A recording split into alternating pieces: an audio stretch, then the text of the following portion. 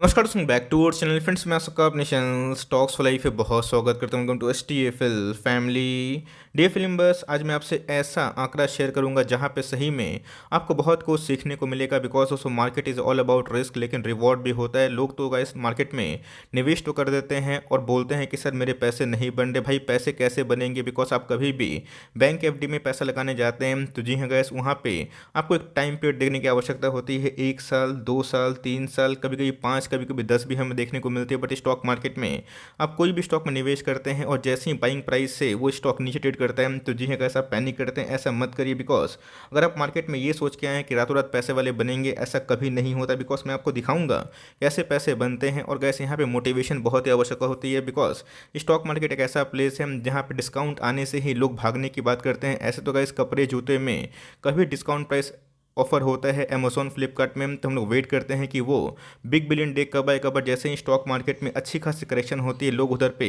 भागने की कोशिश करते हैं। तो जी हाँ गैस, आप ठीक इसका उल्टा करें। आपको डर लगता है, कोई दिक्कत वाली बात नहीं। आप ब्लू चिप में निवेश करें जहाँ पे पैसे कम बनेंगे बट सुरक्षित बनेंगे। बट मिड कैप और स्मॉल कैप में अगर कन्वेशन लेवल हाई है, ये सोच के आपने लिया है कि उनके बिजनेस में दम है, आने वाले कल में कंपनी बहुत बड़ा बनेगी, तो जी हाँ गैस, आपको ऐसा घबराने की बात नहीं है। बिकॉज लॉन्ग टर्म पेशेंस बहुत ही इंपॉर्टेंट होता है। आई नो कि बहुत लोग बोलेंगे भी कि सर इधर पे पेशेंस तो मेरे पास है बट स्टॉक प्राइस में रैली नहीं आ रही। दिखाऊंगा, बताऊंगा भी, उसके बाद आपके सारे डाउट्स क्लियर हो जाएंगे। बिकॉज बहुत लोगों का ये कॉमन सी डाउट थे, तो मैंने सोचा कि वीडियो के माध्यम से इसको बनाना ज़रूरी है, तो बहुत कुछ सीखने को मिलेगा। चैनल फर्स्ट टाइम होंगे सब्सक्राइब कर सकते हैं इस तरह क्वालिटी कंटेंट को सबसे पहले एक्सेस करने के लिए। Now without delaying any for time, let's begin. आप देख सकते हैं मार्केट में कभी भी आप आए हैं तो सिंपल से बात है दोस्तों, आने वाले 15 साल 20 साल में क्या होने वाला है इसको सोचिए। 15-20 दिन रशिया यूक्रेन के पीछे पड़ेंगे तो जी हाँ गैस, अच्छे अच्छे स्टॉक में या तो आपको लॉस में निकलना पड़ेगा या फिर आपके पास करेज नहीं होगी। जी हाँ गैस, अगर आप रिलायंस को देखें, एयरटेल को देखें, टाटा पावर को देखें, बजाज फाइनेंस को देखें, इन सबको हमने बहुत बार कवर भी किया था। क्या पैसे नहीं बने? 2002 से अगर आप देखें 20 साल लगे। जिनके पास गैस वो विजन था उन्होंने पैसे कमाए। बहुत लोग तो 15-20% कमा के निकल गए। मैं दिखाऊंगा बजाज फाइनेंस ने भी कैसे पैसे बना के दिए। तो जी हाँ, अगर रिलायंस की बात की जाए 73 रुपये का शेयर हुआ करता था, अभी के टाइम में 2400 का शेयर है। एयरटेल की बात की जाए जहाँ पे इसने 10 साल कोई पैसे नहीं बनाए, बट जिन्होंने 20 साल पहले निवेश किया उनके पैसे बने ना। टाटा पावर की बात की जाए तो जी हाँ गाइस, 2 साल में ही ये स्टॉक काफ़ी चला, बट उसके बावजूद भी इसने अच्छे खासे पैसे बना के दिए। बजाज फाइनेंस की बात की जाए तो गाइस 3 रुपये का स्टॉक था, जिन्होंने 6 रुपया पे, 10 रुपये पे, 15 रुपये प्रॉफिट बुकिंग कर लिया। ये सोच के कि भाई चलो प्रॉफिट बुक करते रहो, तो ये हर्जा तो है नहीं। बिकॉज मार्केट में प्रॉफिट बुक करना भी महत्वपूर्ण होता है। बट येस, जिस कंपनी में ग्रोथ होता है, जी हाँ गैस, जिन्होंने बहुत ही सस्ते प्राइस से बेच दिया, आज गए 7,000 का जो मज़ा है बजाज फाइनेंस में, उनको नहीं मिला।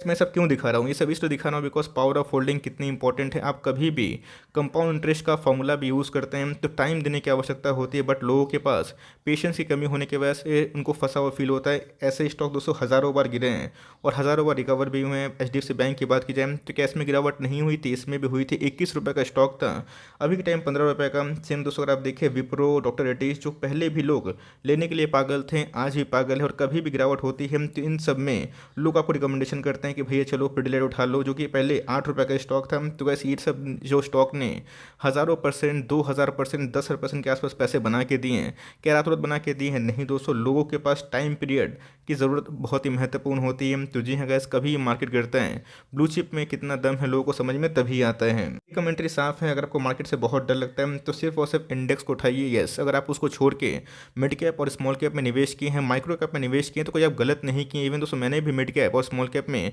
अच्छा खासा निवेश किया है। ऑल्दो ये बात तो सही है कि बाइंग प्राइस बहुत ही कम है, बट यस, क्या प्रॉफिट डाउन नहीं हुए हैं? सबके प्रॉफिट डाउन हुए हैं। बहुत लोग तो अभी जो निवेश किए 6 महीना 8 महीना, उनके प्रॉफिट लॉस में कन्वर्ट हो चुके हैं। तो क्या मार्केट में दिन हो चुका है? नहीं दोस्तों, ये सब कंपनी जो पहले भी थी, आप वीडियो को पॉज करके प्राइस देख सकते हैं। 50 रुपये का स्टॉक था, 1700 के आसपास ट्रेड हुआ। तो वैसे ये पैसे जो बनते हैं ना, इनके लिए सालों महीनों वेट करना पड़ता है और तभी जाके बीच में बहुत सारे पॉजिटिव न्यूज़ आएंगे, बहुत सारे नेगेटिव न्यूज़ आएंगे। हर एक स्टॉक को सोचेंगे कि भाई मैं लॉस में निकल जाऊँ। तो गैस मदरसन सुमी की बात की जाए, 1 रुपये का स्टॉक था, आज कितने पे ट्रेड कर रहा है? 158 के आसपास, जहाँ पे इसने ऑल टाइम हाई से अच्छी खासी करेक्शन दिखा दी है। तो ऑफकोर्स क्या मदरसन सुमी से नहीं भागेगा? ऑफकोर्स भागेगा, लेकिन आपको अपनी कन्विक्शन बिलीव ज़रूर होना चाहिए। तो मैं आपको हमेशा बताता हूँ कि एलोकेशन और मार्जिन ऑफ सेफ्टी कितना महत्वपूर्ण हो जाता है। एक फन फैक्ट भी हमें देखने को मिलती है। मैं देखता हूँ बहुत ऐसे लोग हैं आपको अच्छे से पता है कि निफ्टी 50 को चलाता कौन है। फाइनेंशियल सर्विसेज में जो टॉप क्लास बैंक हो गए, एनबीएफसी हो गए, आईटी हो गए।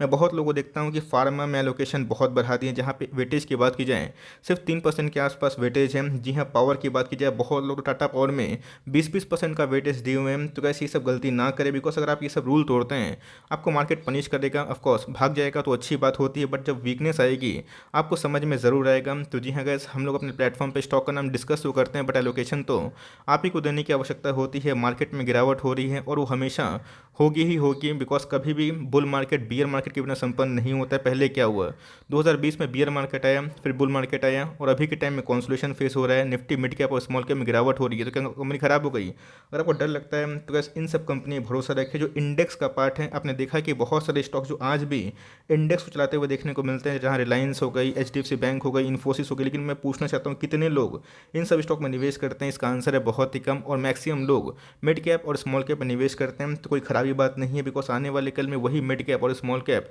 जिनके अंदर पोटेंशियल होगी, वही दोस्तों लॉन्ग टर्म में आपको राजा ज़रूर बना सकता है।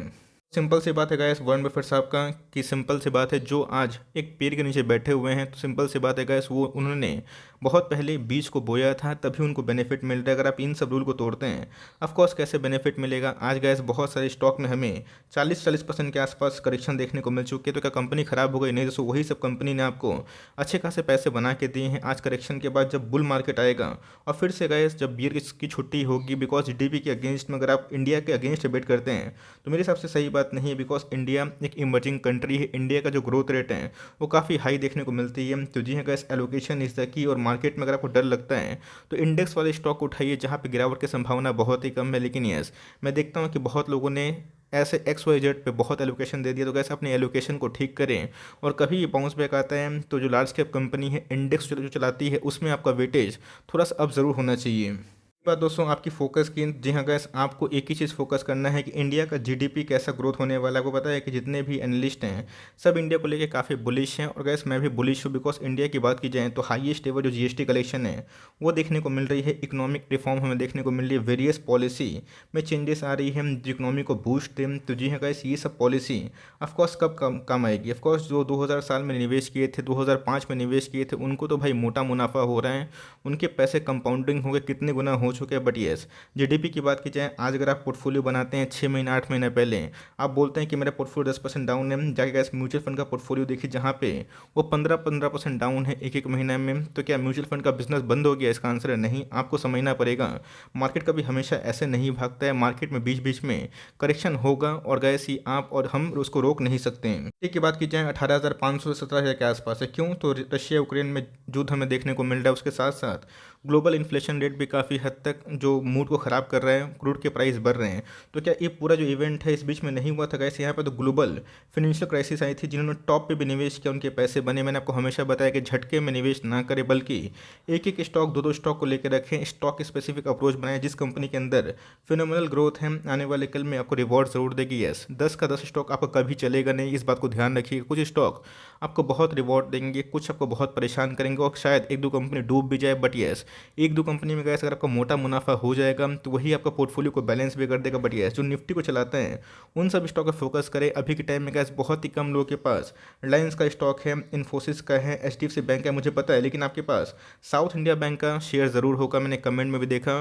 बात की जाए और भी दूसरे जो गए गुजरे बैंक है उनका शेयर ज़रूर होगा, पर जो टॉप क्लास बैंक कंपनी है उस पर आपका स्टेक नहीं होगा। तो जी हाँ, कैसे बहुत ही ख़राब वाली बात है। तो मेरे हिसाब से अगर आप प्रूवन मार्केटर्स पर निवेश करते हैं जो मिड कैप के हैं, स्मॉल कैप के हैं, मीडियोकर कंपनी है, और उसमें ग्रोथ निकल के आता है जो कि अबव एवरेज हैं, ऑफकोर्स गाइस उस पर निवेश जरूर करें। ऐसा नहीं कि जो इंडेक्स का स्टॉक नहीं है तो खराब है। बर्जर पेंट क्या खराब कंपनी है?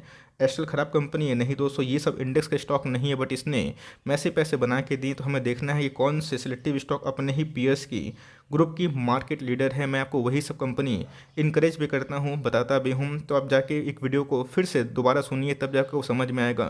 मार्केट में हमेशा एक फेज नहीं चलता। 2020 में मंदी आई थी और 2020 में ही तेज़ी आई। 2021 बहुत फ्रूटफुल रहा। 2022 में हो सकता है कंसोलेशन हो, निफ्टी गिर जाए, तो ना आप इसको रोक सकते हैं ना हम इसको रोक सकते हैं। बट हम लोग इतना काम कर सकते हैं, अपने पोर्टफोलियो को बैलेंस कर सकते हैं, गिरावट का मजा ले सकते हैं। और जो स्टॉक फंडामेंटली अच्छी है, कैश रिच है, स्ट्रॉन्ग प्रमोटर होल्डिंग है, कोई बेईमानी नहीं है, उस पर अपना स्टेक को बढ़ा सकते हैं। बाद फ्रेश एंट्री की तो गैस अपनी रिसर्च भी करें और जिस कंपनी पे आपको फेथ होता है उस कंपनी पे निवेश जरूर करें। हो सकता है कि मेरा फेथ पॉलीकैब है, हो सकता है कि आपका फेथ हैवल्स हो सकता है कि मुझे बर्जर बहुत पसंद हो सकता है कि आपको नेरोलैक पेंट पसंद हो। तो जी हाँ गैस, ये सब की कन्विक्शन लेवल है। तो मेरे हिसाब से लार्ज कैप, मिड कैप और स्मॉल कैप कैटेगरी वाइज आप इसको डिवाइड करें और समझिए कि लार्ज कैप में रिस्क बहुत कम होता है तो रिवॉर्ड भी बहुत ही कम मिलता है। मिड कैप तेज़ी से भागता है तो गिरता भी है। सेम दोस्तों स्मॉल कैप बहुत तेज़ भागेगा, 300% रिटर्न दे देगा, 400% रिटर्न दे देगा और आधा भी हो जाएगा, बट उसके बाद दी एंड नहीं होता। उसके बाद फिर से जिस कंपनी में ग्रोथ होती है, फंडामेंटल्स मजबूत होती है, आने वाले कल में वो रिवॉर्ड ज़रूर देती है। 10-10 साल स्टॉक नहीं चले, 5-5 साल स्टॉक नहीं चले स्मॉल कैप के, और उसके बाद जब चलना शुरू हुए तो जी हाँ 7 टाइम्स 10 टाइम्स हो चुके हैं। अब जिन्होंने 3 साल पहले बिया बोया था आज उन्हीं को रिवॉर्ड मिल रहा है। आप सोचेंगे कि अभी से अभी निवेश करके पैसा बना ले, ऐसा नहीं होता। आप देखिए कि इंडेक्स बहुत ही महत्वपूर्ण है, बाजार का मूड खराब रहेगा, आपके पैसे कैसे बन सकते हैं इस बात को आप खुद नोटिस कर सकते हैं। तो दोस्तों मैंने अपनी अनबाइस्ड कमेंट देने की कोशिश की। आपके पास जो भी स्टॉक है जिस पर कन्विक्शन लेवल आपकी सुपर हाई है,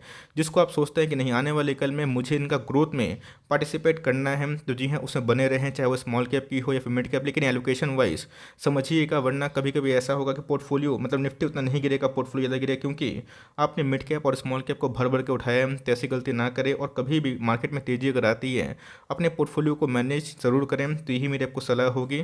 आई होप मैंने अपना लाइक यू कमेंट्री है अनबाइस्ड होकर देने की कोशिश की। फिर भी कोई डाउट है कमेंट बॉक्स में आइए, ड्रॉप करिए। लेट्स सी कि आपका क्या व्यू है, मुझे जानना है कि आप अभी मार्केट को लेकर क्या सोचते हैं। तो आने वाले फॉरवर्ड 20 साल के लिए सोचिए, 15 साल के लिए सोचिए, 15-20 दिन में क्या होने वाला है इसका अगर आप सोचेंगे, अब ज़िंदगी भर मार्केट में कभी घुस ही नहीं पाएंगे, बिकॉज मार्केट निकलने का मौका हर दिन देता है, हर समय देता है, बट घुसने का मौका बार बार देता नहीं। और जो कंपनी आपको अच्छी लगती हो, जिस पे कन्विक्शन लेवल आपका हाई हो, उस पर आप ज़रूर बने रह सकते हैं। वीडियो सही लगे तो लाइक कर दिएगा, चैनल फर्स्ट टाइम होंगे तो याद से सब्सक्राइब करना भूलिएगा। फर्दर कोई डाउट है उसको ज़रूर ड्रॉप कर सकते हैं, कोई कुछ और व्यू चाहिए उसका भी नाम ड्रॉप करना भूलिएगा। I would love to make a video on your demand guys. मिलते हैं जल्दी ही, तब तक के लिए bye. Thanks for listening friends, God bless you all.